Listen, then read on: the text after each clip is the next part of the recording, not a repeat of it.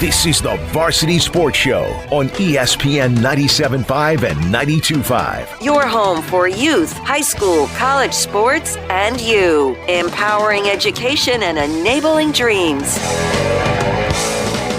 I'm Julia Coyne from Arizona State University's Walter Cronkite School of Journalism and Mass Communication on the Varsity Sports Show on ESPN 97.5, 92.5, Houston. I'm originally from Fresno, California, and I'm currently a sophomore studying sports journalism. Growing up, watching football and baseball, it became such a passion of mine. Hearing all my dad's stories from when he was a sports broadcaster was very inspiring to me. My goals are to pursue a career being a sidelines reporter or anchor for the NFL or MLB. With the Varsity Sports Show, I'm getting to start my career doing what I love. With the Varsity Sports Show, I've had the opportunity to call games, be a host for many shows, and conduct interviews with coaches and players from all over the nation. With the help of Vince DeLisio, I've been given many opportunities to reach my goals. To become an intern, you can click on the link in our Instagram bio at Varsity Sports Show or the link on our X at Varsity Show. On today's show, some of our incredible interns will be talking about Texas sports. Riley Garcia is talking the Houston Astros. Markos Syegaye will be giving a Texans overview. Kavish Siddharta will be giving a University of Texas football game recap. Nicholas Furman is going to discuss Nico Collins. Dawit will be continuing to discuss the Texans. Jesse Davis is previewing the Texans versus Jaguars. Quinton Pressley is talking the Rangers. And you'll be hearing some of our national news and so much more right here on the Varsity Sports Show. In the second half of the show, we will be throwing it off to one of our best, Leila Ruterman. Now you'll hear from all our amazing interns. Hi, I'm Riley Garcia with Arizona State University reporting for the Varsity Sports Show. It's almost October, which means playoff season is upon us in the MLB, and when Monday, September 23rd rolled around, the Houston Astros were one game away from clinching the American League West Division over the Seattle Mariners. But the team they had to face on that series that started Monday was none other than the Seattle Mariners. Monday did not go as planned as the Mariners started the series with a 6-1 win over the Astros. So Tuesday, Houston turned to Framber Valdez. Houston started off the night quickly with a solo home run by Alex Bregman. However, after some timely hitting in the third inning, the Mariners would take a 3-1 lead. Houston would later cut the lead down with the home run by Kyle Tucker, and later took the lead on a 2-run homer by Jason Hayward in the fifth inning. And that would be all they needed, as the Astros bullpen would quiet the Mariners' bats, and they would go on to win the game 4-3. As a result, this is the 7th division title for the Astros in the last 8 years, and which makes it 4 years in a row. The Astros had a good run last year, but came up short, narrowly losing the American League Championship Series in 7 games to the other Texas-based team, the reigning champions, the Texas Rangers. Houston, though, will look to rebound from that loss as they try to head back to the World Series like they did 2 years ago when they defeated the Phillies in 2022. For the Varsity Sports Show, I'm Riley Garcia. This is Markos Syegaye from the Varsity Sports Show. I hope everyone's having a fantastic morning. Today I'm here to talk to you guys about the Houston Texans and if they're ready to be a mainstay at the top of the AFC. So the Texans last year were able to make it to the AFC divisional round before losing to the Baltimore Ravens. But this year, they're a team that's expected to be at the top of the AFC, especially considering how young they are and the continuing ascension of C.J. Stroud.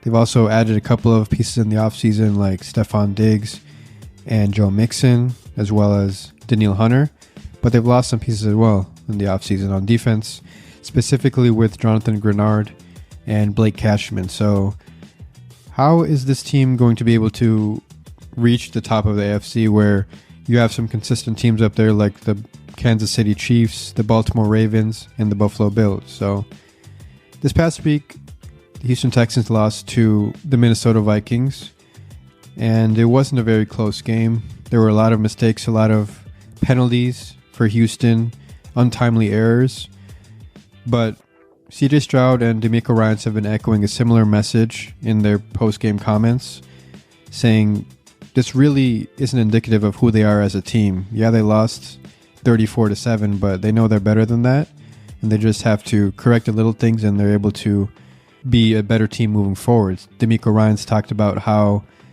we know that we can move the ball, but they weren't able to against the Vikings. That was mainly due to penalties, so it's just the little things that they want to correct. But this team is off to a 2-1 start, and this week they have the Jacksonville Jaguars coming in.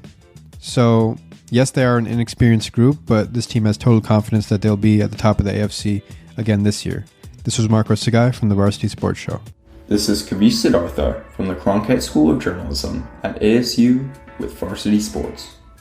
Texas football is back and rolling as the number 1 ranked team in the country came away with another outstanding win against LA Monroe. The Longhorns dominated the Warhawks 51-3 in quarterback Arch Manning's first career start. Texas controlled the game from the jump and looked like the number 1 team in the nation even without Quinn Ewers. Let's recap the game and look at how Arch did in his first starting game. From stats alone, he had a pretty solid game against LA Monroe, going 15 of 29 for 258 yards with 2 touchdowns and 2 picks. On his first drive down the field, Arch threw a pick, but rebounded quickly after that. It took the young QB a little time to get adjusted, but once he did, he was connecting with receivers all over the field. He found receivers Isaiah Bond and Matthew Golden for huge receptions on deep balls, and overall played well enough to get the win for the Longhorns. The primary determinant in the win for the Longhorns was their rushing attack, led by running back Jaden Blue. Blue had 25 carries for 124 yards and 3 rushing touchdowns. The team also added on another 2 touchdowns on the ground to make it 5 trips to the end zone for the Longhorn running backs. That concludes my Texas report with Varsity Sports. This is Ka-Veesh Siddharta reporting. I'm Nick Furman from Arizona State University reporting for the Varsity Sports Show.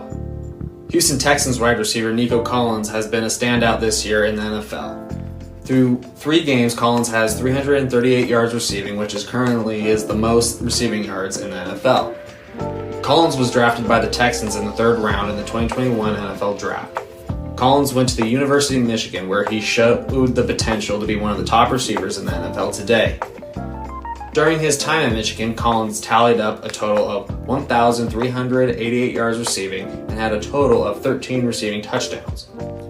Collins would end up opting out of his senior season at Michigan due to COVID-19.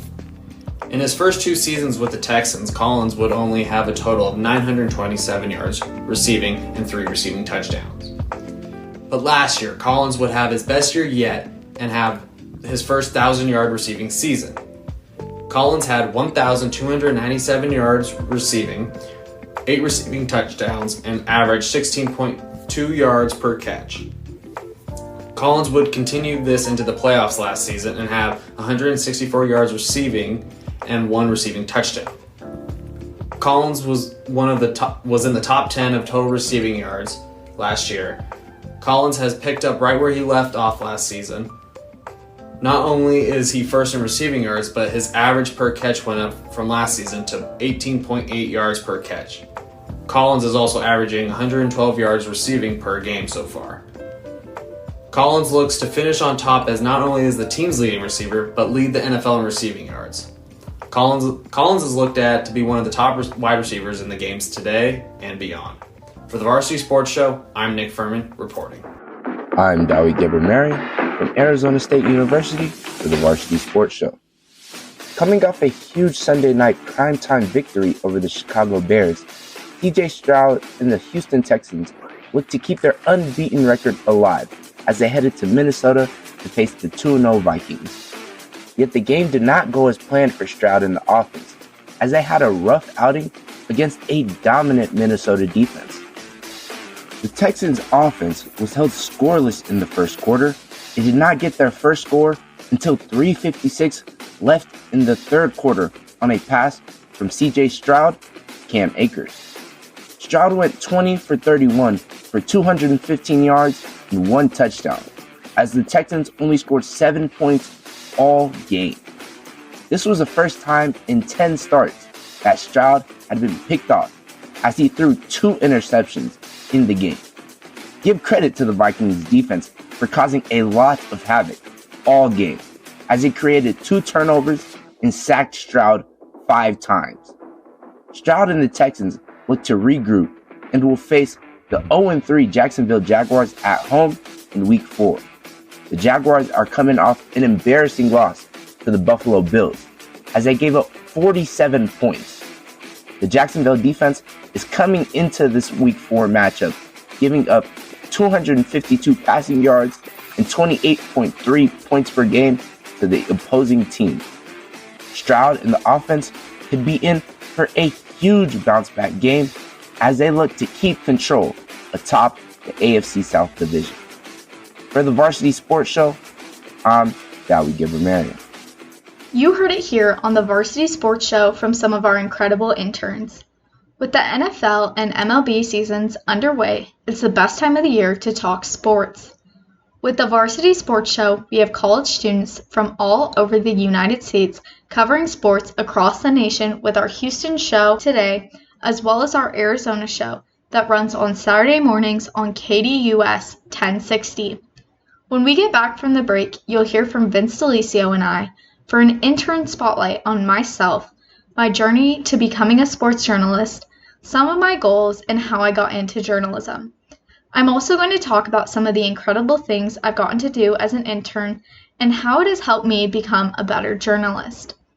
After the intern spotlight, you will hear more news from our interns and national sports news before I pass the spotlight off to Leila Ruterman. Stick around to learn more about the Varsity Sports Show and sports news brought to you by the Varsity Sports Show. ESPN 97.5. Hello everyone, I am Riley Garcia and I am proud and excited to be joining the Varsity Sports Show for this 2024 fall semester. I am a senior at Arizona State University studying to become a sports broadcaster, and I can't wait to take the next step. I hope you all will enjoy the content I will be producing over this time. Thank you.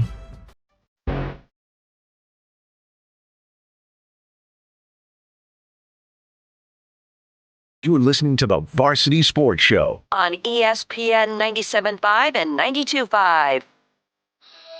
The Varsity Sports Show presents Intern Spotlight.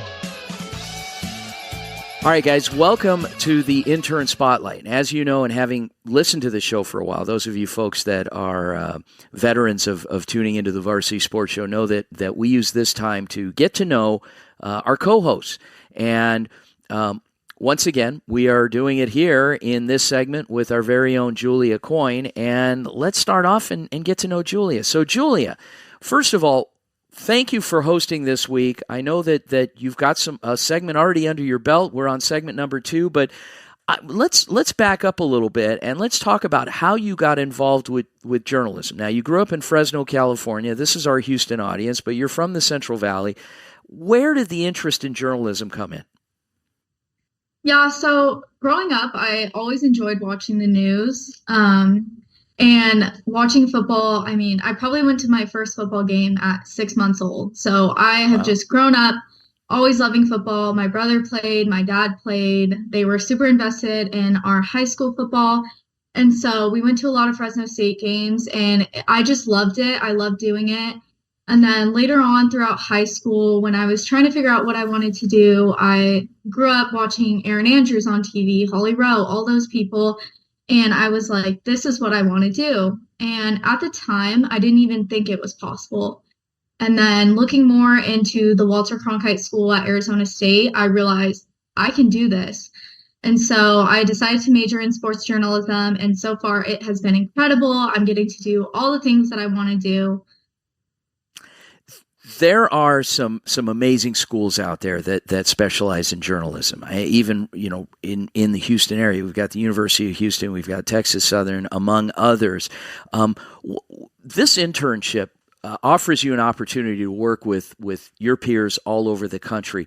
What would you say are, and I know I'm putting you on the spot, we didn't rehearse this in advance, so it's okay if you don't really know how to answer certain things, but you're a professional, so I'll ask anyway. What would you say are some commonalities, some things that you share in journalism with your peers at other schools across the country, some foundational stuff, and what are some things maybe that might make you a little different from them? Oh, good question. So I mean, for one, we all have the same goals all over the nation. We all want to do the same thing. And so getting to work with people from everywhere, it's really cool. I mean, I've gotten to work with a lot of students here at ASU, but getting to work with the other students in all over parts of the nation, that has been really incredible. I think for me personally, something that makes me different is one, I'm just very positive. I'm only a sophomore, so I'm still learning, but I really try and be confident in everything that I do. Even if it's not perfect, I still am just confident. I try my best in every single segment I produce, every single interview I do. I really put my whole heart into it to give the best possible content I can in every single thing that I do. One thing that we pride ourselves in here at Varsity is a well-rounded experience. And I say this because some of the interns maybe came in with as creatures of habit and used to doing a certain thing. One thing I've noticed about you is that you've been very versatile. You did color commentary on a football game, and you're doing a lot more this season of that. Did you have an idea coming in that you would be trying your hand at calling a game? I didn't. I wasn't too sure, but now that I've done it, I feel a lot more confident, and being able to have those hands-on experiences, especially being so young, I know that it's setting me up for success. And so that's been really important to me, getting to do everything that I want to do and checking out different avenues like play-by-play or color were something that maybe before I wasn't too sure if I was interested in. But now that I've had the chance to do it, I'm like, okay, this could be something I could do. All right, there you have it, folks. Julia Coyne. Julia, thanks for allowing us to take a break. Now you got to get back to work and host the rest of the show. Nice work. Thank you so much. This is Jesse Davis from the Walter Cronkite School of Journalism and Mass Communication at Arizona State University, reporting for the Varsity Sports Show. The Houston Texans hold a 2-1 record coming into today's game against the Jacksonville Jaguars, who are searching for their first win of the season, sitting at 0-3. The Texans were upset last week by the Minnesota Vikings, where Houston was only able to muster 7 points on Brian Flores' defense, en route to a 34-7 loss. Houston will be looking to respond with a win facing an AFC South opponent in the Jaguars. The keys to the game for the Texans are going to be if their offensive line can keep CJ Stroud upright and allow him some time to pick apart the Jaguars secondary, who didn't look good against the Bills on Monday Night Football. Stroud was sacked 5 times against the Vikings, so this could be a good redemption game for Houston's O-line. Look for CJ Stroud to connect early with his playmakers Nico Collins and Stefon Diggs, who are first and second on the team in receiving yards, with Collins having 338 and Diggs having 164. Defensively, the Texans have to be able to win the turnover battle. In the 2 games they've won the turnover battle, generating 3 interceptions in those 2 wins. Houston will lean on star defensive end Will Anderson Jr., who has 2.5 sacks through 3 games this season. One thing the Texans can hang their hat on is the Jaguars haven't been able to score over 17 points in 3 straight games to open the season. With kickoff set for 1 p.m. Eastern, it will no doubt be a good tilt between the Texans and Jaguars. From the Varsity Sports Show, I'm Jesse Davis.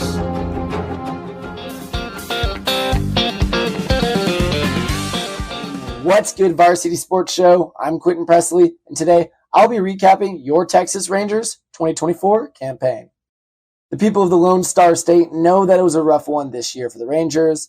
The reigning 2023 champions will not be given the opportunity to defend their title as they fall short of the last American League wildcard slot. There were a lot of factors that played into this, so allow me to break it down. Offensive struggles led to Texas's team toward a lot of unfortunate losses. They had some bright spurts with production from Josh Smith and rookie Wyatt Langford, but it wasn't enough to make up for early year slumps. Following to the defensive side, the Rangers also had issues with their bullpen being consistent. It was their closers that weren't able to carry momentum to the final out, and that didn't allow them to stack W's in the left column. Lastly, and most unfortunately, the injury bug found its way to Arlington. Losing pitchers Max Scherzer and Jacob deGrom in early September ended all chances of a possible wildcard push. With young talent developing and players being able to rest and recover, the Rangers look to return to competitive baseball effective immediately. That's all for this week. Once again, from Arizona State University, for the Varsity Sports Show, I'm Quinton Pressley.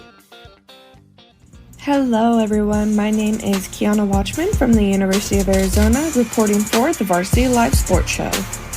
The top 3 of the NAIA is still held strong by Kaiser, Northwestern, and Grandview, all with stellar undefeated seasons so far and their ranking reflecting that. However, number 4 ranked Montana Western and number 5 Bethel University are also filling out the rest of the top 5 with undefeated seasons. Looking into Montana Western season, they are currently sitting at the top of the Frontier Conference as defending Frontier Conference champs.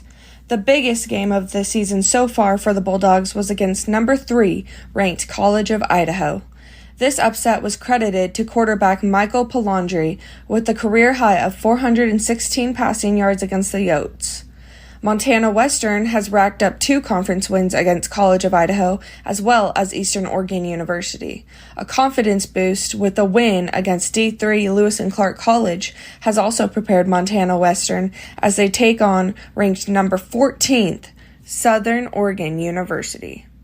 Looking towards the southeast, Bethel has taken on 2 out-of-conference opponents showing their dominant power with their 49-3 win over University of Northwestern Minnesota and a 51-30 win over University of Wisconsin-Eau Claire. Bethel begins season play September 28th against St. John's University. Wide receiver Joey Kidder broke records of his own, including being named the Royals' all-time touchdown reception leader with 31, and he also tied the single-game record with 4 touchdown receptions. Each team is climbing the ladder within the conference and the NAIA and are receiving deserving national recognition. That's it from Kiana Watchman. Please follow my ex at KWatchmanNews, and I hope y'all have a great day. This is Leila Ruterman from the Walter Cronkite School of Journalism at ASU reporting for Varsity Sports. In today's football landscape, high school recruitment has become more important than ever.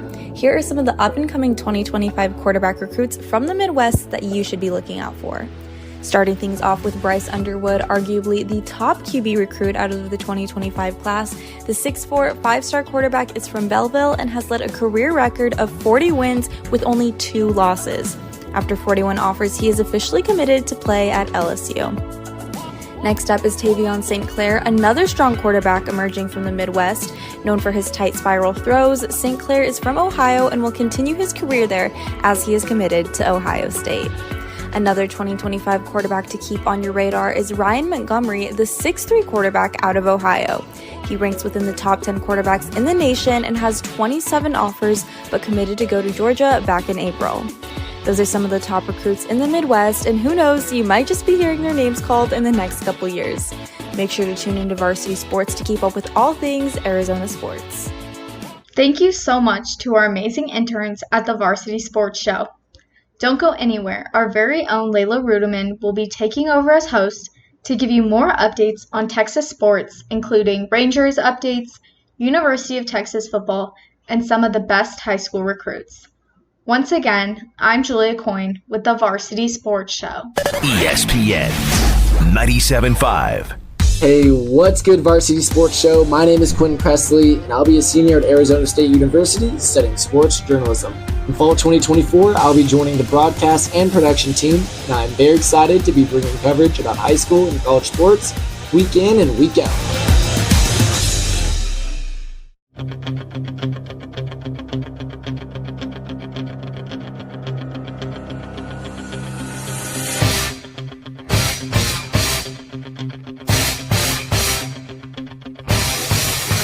You're listening to the Varsity Sports Show on ESPN 97.5 and 92.5. All right. Well, thank you so much for joining us here on ESPN 97.5, 92.5 Houston. Thank you to our outstanding host, Julia Coyne, for hosting the first half of our show. I am Leila Ruterman, and I'm going to be hosting our second half here today on 97.5, 92.5. A little bit about me. I was born and raised in Arizona. I currently go to ASU, and I am studying sports journalism at the Walter Cronkite School of Journalism. I'm a huge sports fan, if you can't tell, especially especially football, which is great because I've actually heard Houston has a huge football scene out here in high school. I definitely need to check that out. But yeah, here I am an intern for the Varsity Sports Show. We'll be bringing you content from all around the country. We have interns spread out everywhere, covering all the communities that we can. Each week we'll be hosting here on Sundays, so make sure to tune in. We have a lot of great content for you today in our second half of the show. Again, thanks to Julia for hosting us in the first half. We're going to go ahead and kick things off with Mya Hall. She's got some coverage for us on the Texas Rangers. Thanks, Mya. I'm Mya Hall, a Varsity Sports Show intern from Arizona State University. Last season, the Texas Rangers brought home the 2023 World Series championship title from Chase Field in Phoenix, Arizona against the Arizona Diamondbacks. The Texas Rangers' defense of the title is unfortunately over. The Rangers were eliminated from the postseason after their matchup with Seattle on Saturday, September 21st.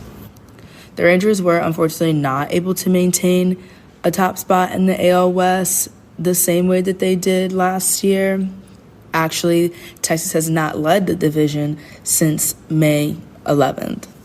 Texas shortstop Markos felt that they did not perform the same way that they did offensively last year. They have next season to possibly redeem themselves and to get to work and build themselves and become stronger. And with that, once again, I'm Mya Hall with the Varsity Sports Show. Texas football is in full swing, and that also means recruiting.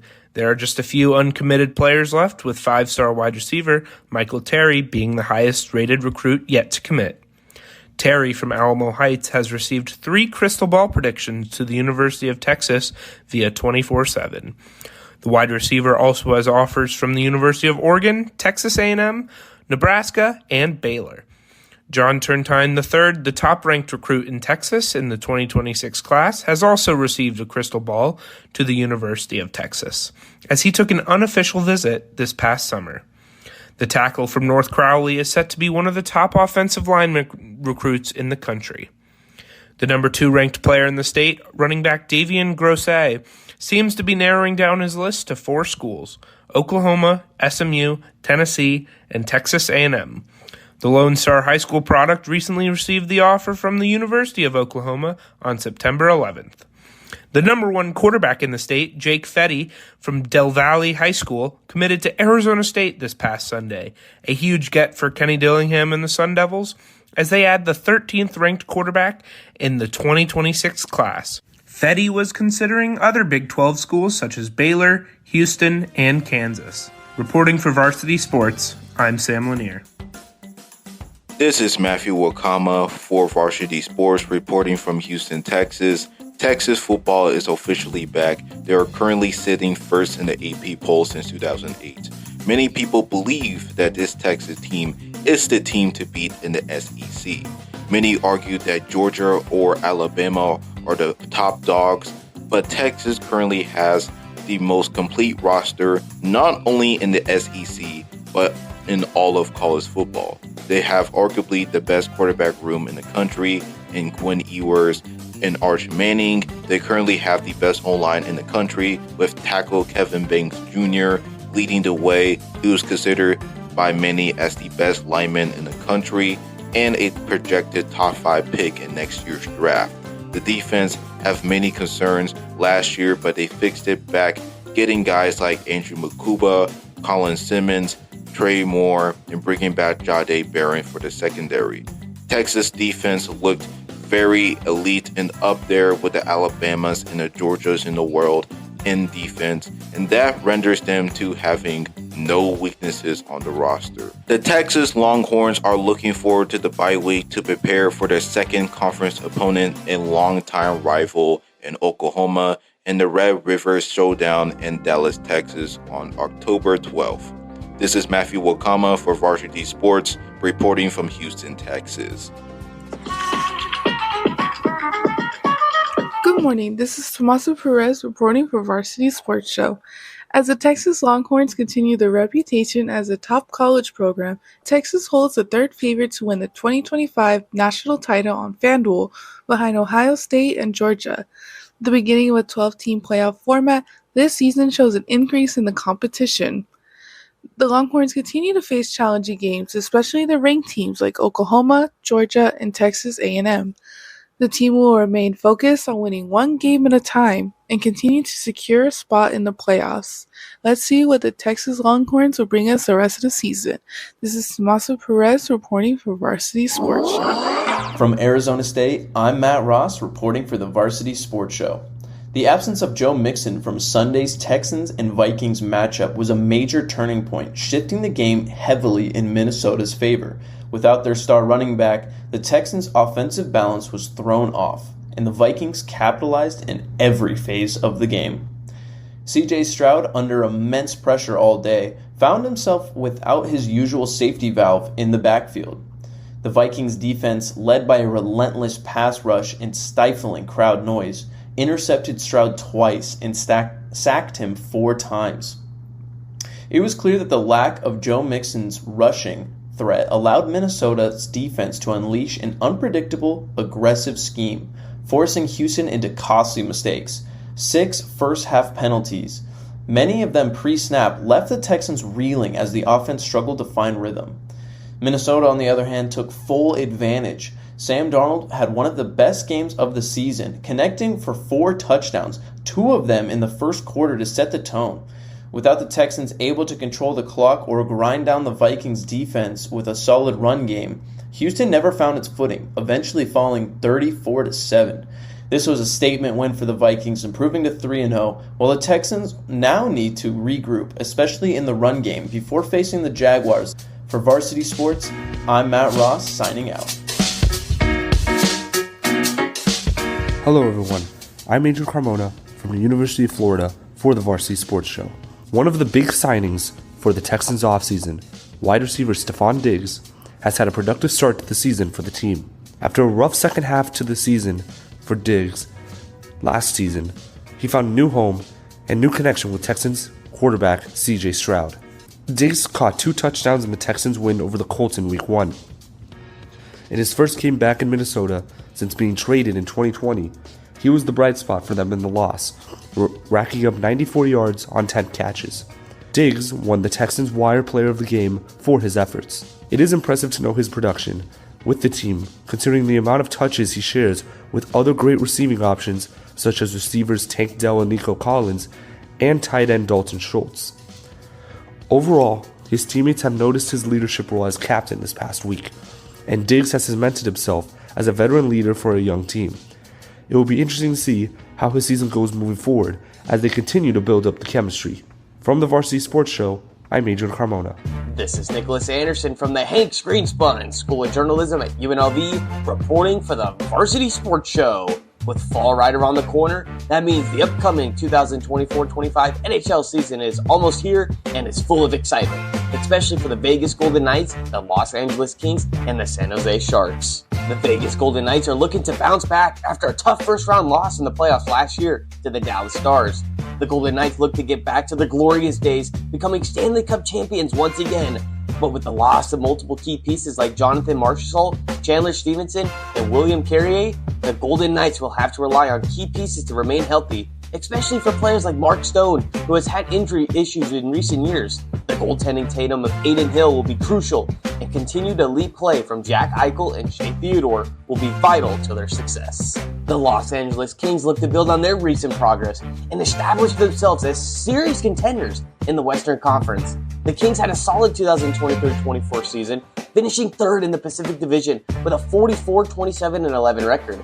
They qualified for the playoffs for the 2nd straight year, but were eliminated in the first round by the Edmonton Oilers in 5 games.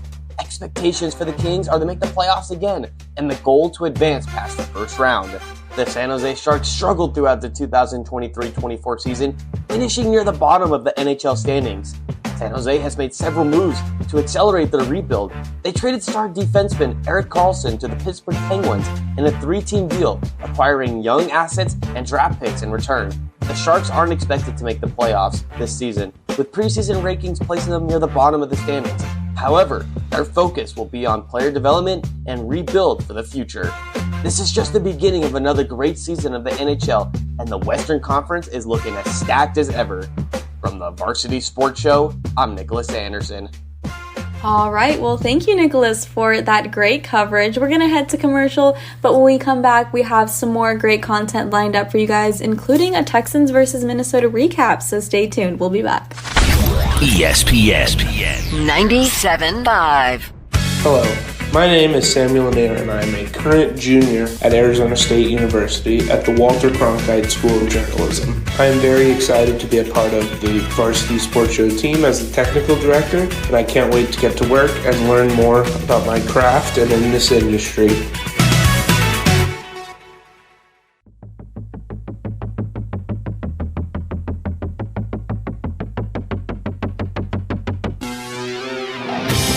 You're listening to the Varsity Sports Show on ESPN 97.5 and 92.5. The Varsity Sports Show presents Intern Spotlight. It is time for the Intern Spotlight, and just as we did in our first segment with Julia Coyne, we're going to do it here with our very own Leila Ruterman. Leila, great job so far in hosting the show. You've been nothing short of amazing. Thanks for the ball running with it here, but we want to focus on you a little bit. You've done such a great job of focusing on your peers. Let's learn a little bit about you. So, first of all, where are you from, and how did you get involved? Where did the interest in journalism come from? Well, thank you, Vince. I appreciate it. So I am an Arizona native. I'm actually born and raised here. Both my parents were as well. They both went to ASU, so I was basically raised a Sun Devil baby from the start. I always say my love for sports journalism came from my three brothers. I am the oldest of three boys, and so sports was just a big part of our household growing up. The weekends were filled with their games, their events. My dad always coached them. So that made for a love for sports and passion. And then whenever it came to deciding what I wanted to do, I realized how much I like talking about sports. And if I can make a career out of that, that would be a lifelong career full of fun. And so it kind of just worked out for me. I also knew I wanted to stay in state. And like I said, my parents both went to ASU. So ASU kind of felt like the natural option for me. And then they have a great journalism program, specifically sports journalism at Walter Cronkite. And so it really just fell into my lap.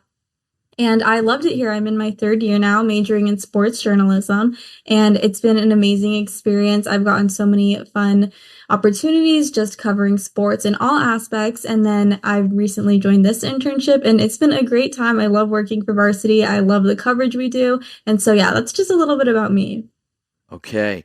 The great thing about this show, that I think, and I'm a little biased, but what I really enjoy about this show is the blending of ideas and the fact that we have students nationally. We have, obviously students from Arizona State, from Grand Canyon University, from San Diego State, from Wisconsin, from UNLV, from finally from Texas Southern, and from right here at the University of Houston as well. And so some differences, some similarities and some differences. Journalism is such an incredible field with strong foundations that students everywhere can relate to. What would you feel are some of the differences that maybe you and some of your peers from across the country, even from right in Houston, Texas, might be a little different?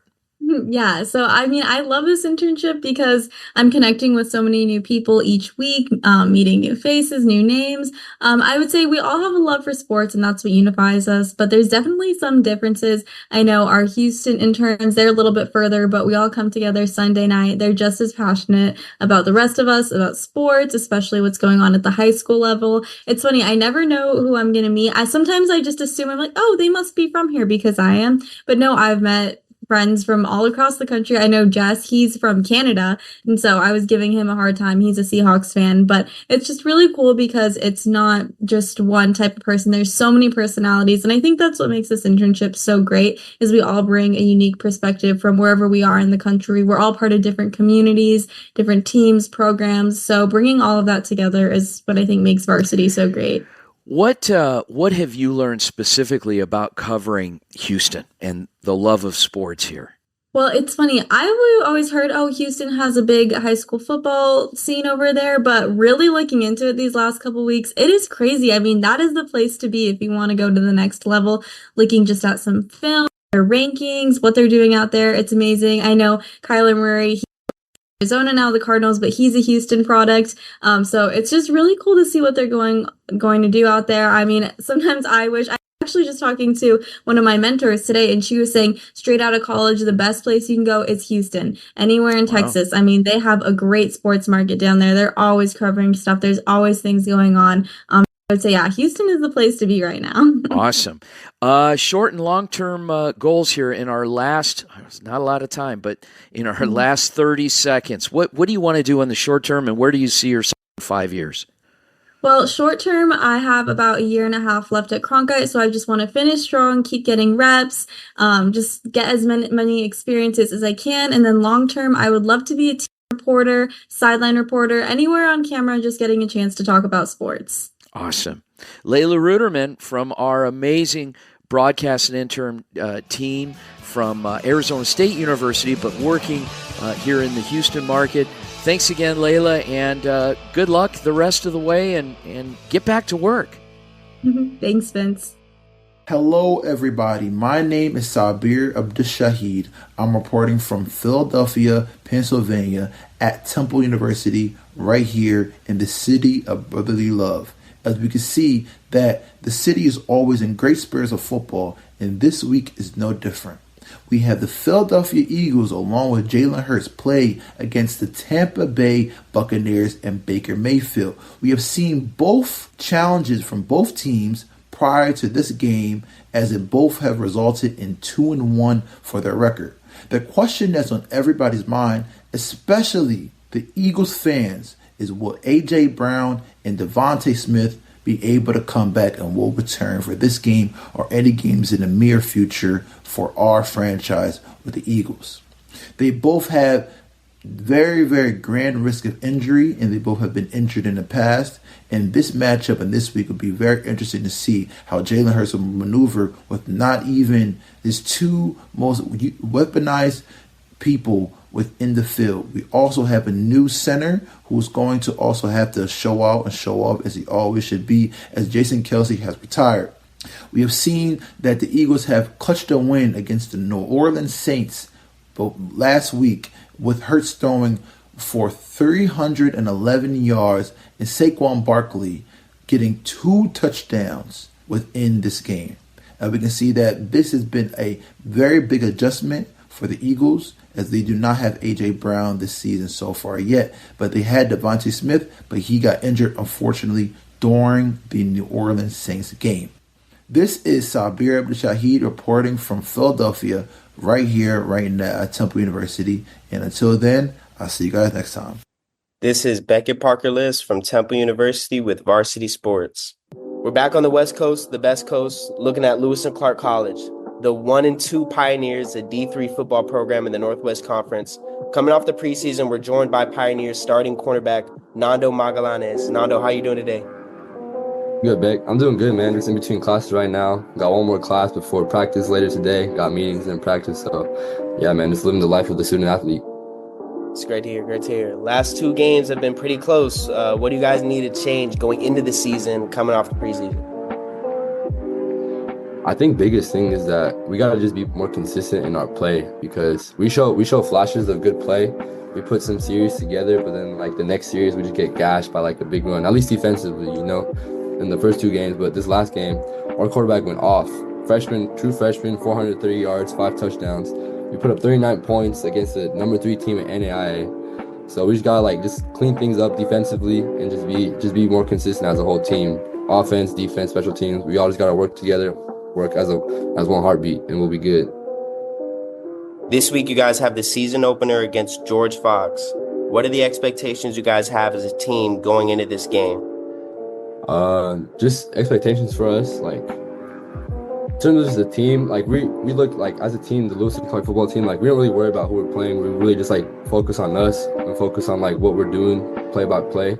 So that's just our big expectation. Like we just expect all of us, all 110 of us, something like that, to just do our job every single play, because we all know that if we all do our job every play, do our 1 of 11, then we'll be successful as a team. Well, thank you for coming on, Nando. Do you have any last words for the fans? Hey, yeah, last word for me is that we have a game October 5th, I think at 1 p.m. in the Northwest Conference, so in Pacific time, against George Fox, our first conference game. So if you guys can check out the stream, that'd be great. But yeah, that's all I got for you. This was Beckett Parker-Lisk from Temple University with Varsity Sports. I'm Reese English, a University of Alabama sophomore, reporting for the Varsity Sports Show. Later today, the University of Houston's women's soccer team will take on the Texas Tech Red Raiders. The game is home for the Cougars at Carl Lewis International Complex. Taking a look at the Red Raiders girls, their starting goalkeeper is Faith Wynn. She is 5'7", and she's a junior from Costa Mesa, California. Chloe Soto is one of the great midfielders for the team. She is practically in all of the game and almost every game. Her and Cassie Taylor are the backbone of their offense. They may not show up in the stat sheet, but they are both important parts of the offense and the team. Peyton Parsons is another stud for the Red Raiders. She is one of their offensive weapons and is always looking to score.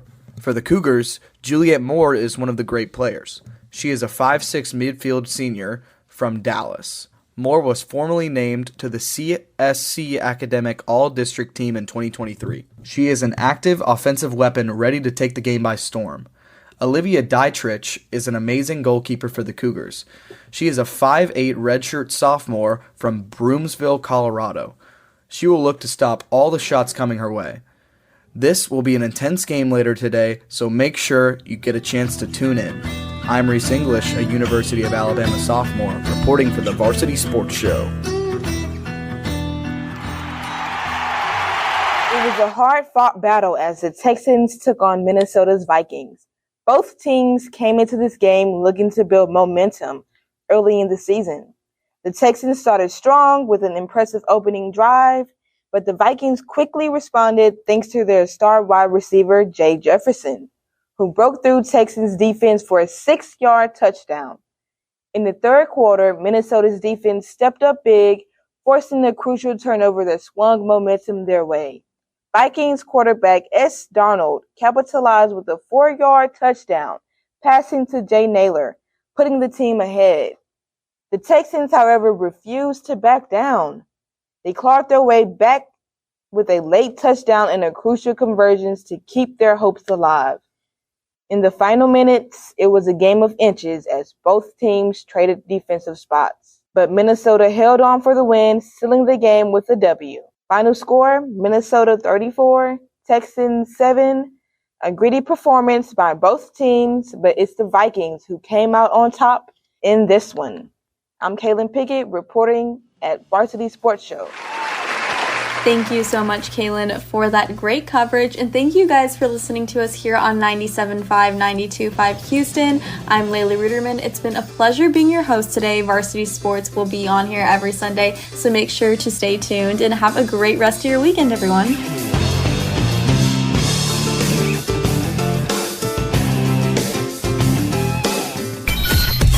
ESPN 97.5. Hi, my name is Sarah Singh, and I'm currently a rising junior at Arizona State University, more specifically the Walter Cronkite School of Journalism and Mass Communications. I'm so excited to be joining the Varsity Sports Show team this fall as a technical director intern, and I can't wait to see what we all achieve as a team.